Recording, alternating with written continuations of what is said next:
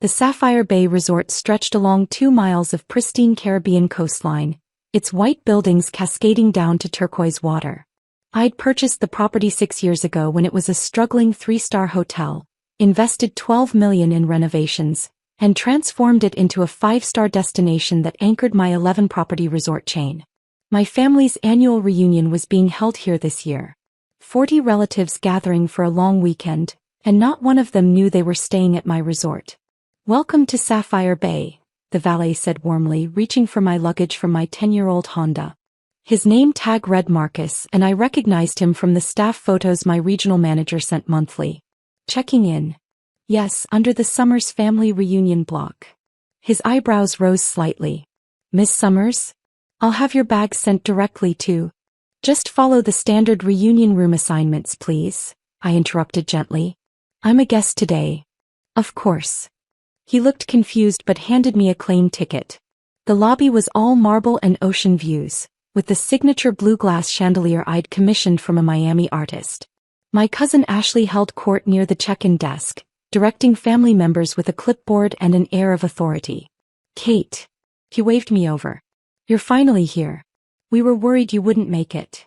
"Flight was delayed," I said, hugging her briefly. "Well, you're just in time. I've got everyone's room assignments organized. We've been upgraded. The resort gave us an amazing deal on suites for the whole family." She beamed. "Oceanfront, balconies, the works." "That's great. Your room is ready too. Let me just check." She consulted her clipboard. What?" "So, the suite upgrades were for couples and families. Since you're single, they kept you in a standard room. But it's still nice. Poolside view." I waited. "It's just that everyone else is in the North Tower with ocean views and you're in the South Building. But honestly, Kate, you'll probably be so busy with family activities you won't even notice." My cousin Jessica appeared, designer sunglasses perched on her head. "Did you tell her about the rooms?" "Just explaining the arrangement," Ashley said. Jessica nodded sympathetically. "It's actually better this way. The South Building is quieter. More your speed, you know? Less chaotic than being with all the couples and their kids." "High speed," I repeated. "You know what I mean. You're always so independent. Content with less." She gestured at my simple sundress and carry-on bag.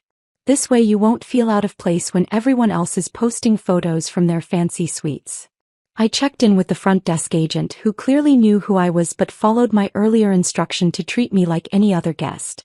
She handed me a key card to room 142, a ground floor standard with a view of the resort's smaller pool, far from the luxury accommodations in the North Tower. My phone buzzed as I headed to my room. A text from Ashley in the family group chat.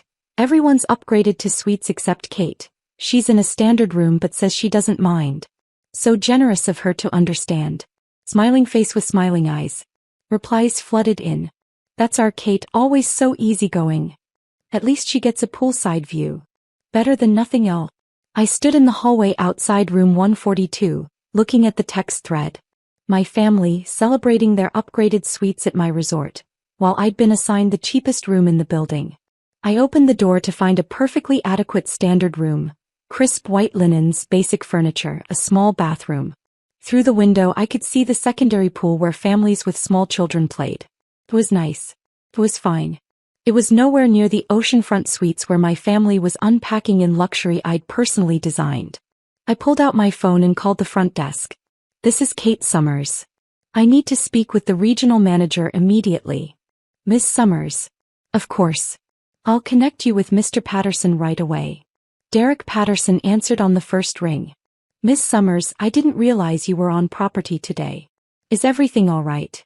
I'm here for a family reunion. The Summers family block. Do you have the reservation details?" "One moment." I heard typing. "Yes, we have 40 guests under that block. Premium suite upgrades for most of the party, some standard rooms." He paused. "Oh. They assigned you to room 142. "They did. That's our most basic accommodation." "Who approved that room assignment for the owner?" "My family doesn't know I own the resort, Derek. They think they got a generous upgrade deal. And they decided I didn't qualify for a suite because I'm single." Silence on the other end. "Derek, I need you to do something for me." "Anything." Reverse all the suite upgrades. Move my family back to standard rooms. Cancel the resort credits, the complimentary breakfast and the spa discounts. Return them to the standard reunion package rate. You want me to downgrade your entire family? Immediately. Miss Summers, that's going to cause complaints. They'll demand to speak with management. I'm counting on it. 20 minutes later, I was unpacking my carry-on when my phone exploded with notifications. Ashley, Kate, did you see? They're moving us out of the suites. Some kind of computer error. Jessica, this is ridiculous. We already unpacked. They're saying we have to move to standard rooms. My Uncle Tom, the manager says there's no resort credits anymore either. What kind of place is this? Aunt Linda, I'm going to the front desk to complain. This is unacceptable service. I smiled and headed to the lobby. The scene was exactly what I'd expected. 15 angry family members crowded around the front desk, voices overlapping as they demanded explanations. Ashley waved her clipboard like a weapon. Jessica was filming on her phone, probably planning to post a scathing review. This is outrageous, Aunt Linda declared. We had confirmed upgrades. Oceanfront suites. Now you're saying we have to move to smaller rooms. The front desk agent maintained professional composure. I apologize for the confusion, but there was an error in the original booking. The suite upgrades and resort credits weren't actually approved. I have the confirmation email. Ashley thrust her phone forward. It says right here we're getting the premium experience. I understand, ma'am, but I want to speak to the manager, Uncle Tom interrupted. This is unacceptable. We're a party of 40. We deserve better treatment. I'll get the regional manager, the agent said, already reaching for her phone. I stood at the back of the group watching the chaos unfold. My cousin Ryan spotted me. Kate, can you believe this? They're downgrading everyone. Everyone? I asked innocently. Well, not you, obviously. You're already in a standard room. He said it without malice, just stating what he thought was obvious. But the rest of us are being moved from luxury suites to regular rooms. It's crazy. Derek Patterson emerged from the executive offices, immaculate in his resort manager suit. His eyes found mine immediately, a question in them. I gave him the slightest nod. Ladies and gentlemen, he said, his voice cutting through the complaints. I apologize for the confusion regarding your room assignments. Confusion? Jessica snapped. This is incompetence. We were promised upgrades.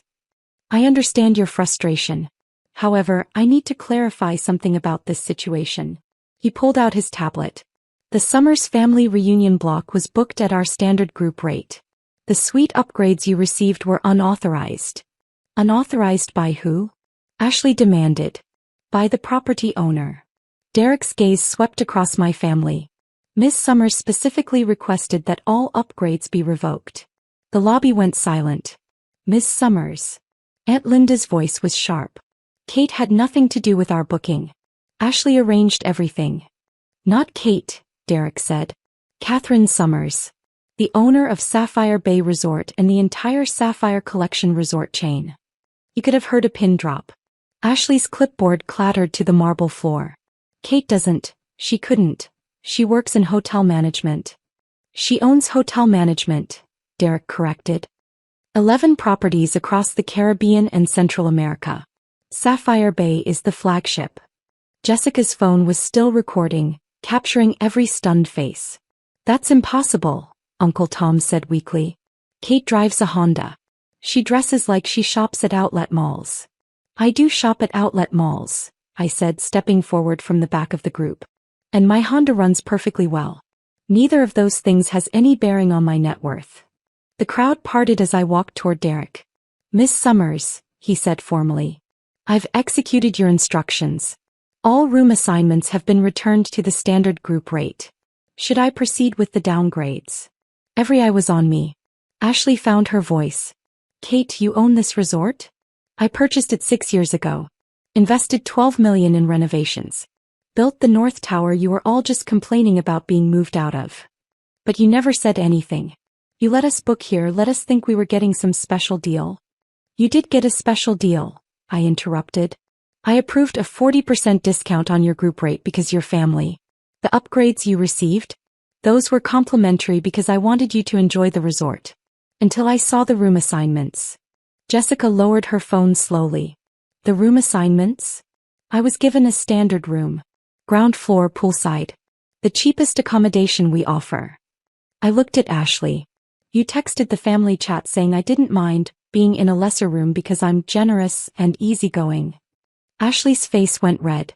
You decided I didn't qualify for an upgrade because I'm single. Because I'm different. Because you assumed I couldn't afford better anyway. We didn't mean it like that, Jessica protested. How did you mean it then? I asked quietly. When you said the standard room was more my speed? When you suggested I'd feel out of place in the luxury suites? When you told everyone I was content with less? Silence. I own this resort, I continued. I designed those suites you were so excited about. I selected every piece of furniture, every art piece, every amenity. I built the spa where you booked treatments and the restaurant where you made reservations. And you assigned me to the worst room in the building because you decided I wasn't good enough for better. Aunt Linda sank into a nearby chair. Kate, we didn't know. You didn't ask. You made assumptions based on my car and my clothes and my marital status. You decided I was less successful, less important, less deserving. Ryan stepped forward. So you're punishing us by taking away the upgrades. I'm giving you what you booked, I corrected. Standard rooms at a discounted group rate. Which is still generous considering you tried to exclude me from the luxury accommodations at my own resort. Derek cleared his throat. Miss Summers, should I proceed with reassigning rooms? I looked at my family, 40 faces showing various degrees of shame, confusion, and residual entitlement. Part of me wanted to let them sit in their embarrassment, let them experience the standard rooms they deemed good enough for me. But they were still family. No, I said finally. Keep the suite upgrades. Restore the resort credits and the breakfast. They can stay in the North Tower. Relief flooded several faces. But, I continued, I'm moving to the presidential suite. The one in the private tower that's not available for standard bookings. With the ocean views, private infinity pool and dedicated concierge service. The suite that costs $12,000 per night.